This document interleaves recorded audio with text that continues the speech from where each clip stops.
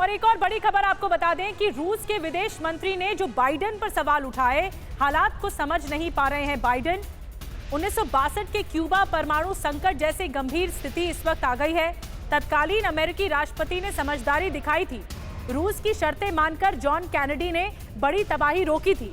1962 में सोवियत संघ और अमेरिका के बीच परमाणु युद्ध जैसे हालात बन गए थे, तो तत्कालीन अमेरिकी राष्ट्रपति ने समझदारी दिखाई थी, इस तरह की बात कही गई है। और जो गंभीर संकट है 1962 के क्यूबा परमाणु संकट जैसी इस वक्त स्थिति बन गई है। तो क्या ये 1962 जैसा खौफ है? ये 1962 रिटर्न हुआ है और बाइडेन के पाले में आखिर गेंद क्या पहुंच गई है? बड़ी बात, आज फिर 1962 के क्यूबा मिसाइल संकट जैसी स्थिति है, ये सर्गेई लावरोव कह रहे हैं, रूस के विदेश मंत्री। और 1962 जैसा संकट जो क्यूबा संकट था। PMEGP योजना के तहत 10 लाख लोन लेकर क्या अपना खुद का बिजनेस शुरू करना चाहते हो? इसे लेने के सीक्रेट्स को जानना चाहते हो? तो फ्रीडम ऐप को अभी डाउनलोड कीजिए। उसको याद दिलाया गया है। मैं उम्मीद करता हूं कि बाइडेन इस बात को समझ पाएंगे। मतलब रूस वर्सेस अमेरिका इस लेवल पर पहुंच गया है कि अब याद दिला रहे हैं सर्गेई लावरोव, अमेरिका रूस के बीच ये सबसे मुश्किल वक्त है।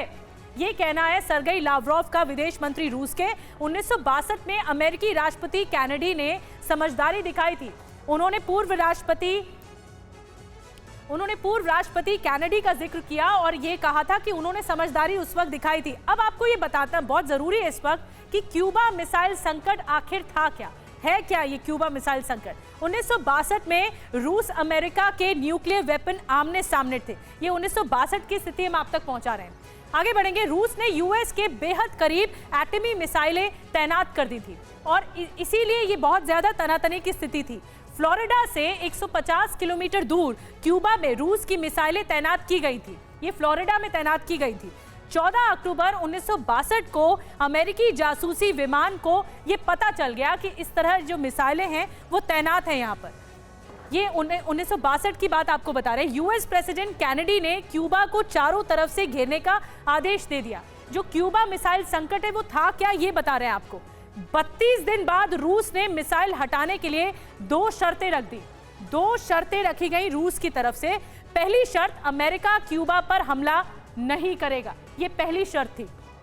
दूसरी शर्त, तुर्की में तैनात परमाणु मिसाइलों को हटाएगा अमेरिका। तो रूस के सामने जब ये संकट वाली स्थिति आई तो रूस ने शर्तें रखी और वो 2 शर्तें रखी जिसमें ये बात कही गई। और फिर अमेरिका ने रूस की शर्तों को माना और परमाणु युद्ध टल गया। तो जो परमाणु युद्ध टल गया, अब सर्गेई लावरोव कह रहे हैं, कर्नल डिनी साहब, सर्गेई लावरोव कह रहे हैं कि जो समझदारी कैनेडी ने दिखाई थी वो समझदारी आखिर अमेरिका अब क्यों नहीं दिखा रहा है। यानी सीधा सीधा इशारा है कि अगर हिमाकत करोगे तो फिर हम सोच सकते हैं परमाणु हमला करने के लिए। ये इशारा दे रहे हैं। बिल्कुल, ये भी एक न्यूक्लियर ब्लैकमेल टाइप ही माना जाएगा, क्योंकि 1962 जिस तरह से आपने बताया था, 62 में भी एक न्यूक्लियर युद्ध की तरफ बिल्कुल वहां तक पहुंच गए थे और फिर वहां से जॉन कैनेडी की वजह से उन्होंने एक बैक चैनल डिप्लोमेसी के थ्रू उसको डिफ्यूज किया था। तो अभी भी लावरोव का स्टेटमेंट वही है कि भाई आप हमें पुश ना करें, हमारे पास भी उसी स्थिति में हैं हम, और आप बैक चैनल या डिप्लोमेसी पे आ जाएं ताकि हम बात करके इसको निपटा सकें। तो आप ये समझते हैं कि क्या ये मामला टल सकता है? अमेरिका यहाँ पर क्या माइंड गेम खेल रहा है? देखिए, मैं ये मानता हूं कि अगर कोई इसको टाल सकता, सिर्फ अमेरिका ही टाल सकता। अभी तक अमेरिका जब तक चल रहा है उसको अपने जितने भी इंटरेस्ट है जब तक पूरा हो जाए तब तक ये चलने देगा, क्योंकि आज के हालात में रशिया का जो हालात युद्ध से स्टार्ट में था वो हालात नहीं है आज रशिया का। रशिया का भी काफी प्रॉब्लम्स हैं, चाइना का भी काफी प्रॉब्लम्स है। फिर वो बात हो गई डिनी साहब कि गरजने वाले बरसते नहीं है। मतलब सिर्फ जो रूस है, पुतिन है, सर्गेई लावरोव है, वो सिर्फ गरज रहे हैं, बरसेंगे नहीं, परमाणु अटैक नहीं कराएंगे। PMEGP योजना के तहत 10 लाख लोन लेकर क्या अपना खुद का बिजनेस शुरू करना चाहते हो? इसे लेने के सीक्रेट्स को जानना चाहते हो? तो फ्रीडम ऐप को अभी डाउनलोड कीजिए।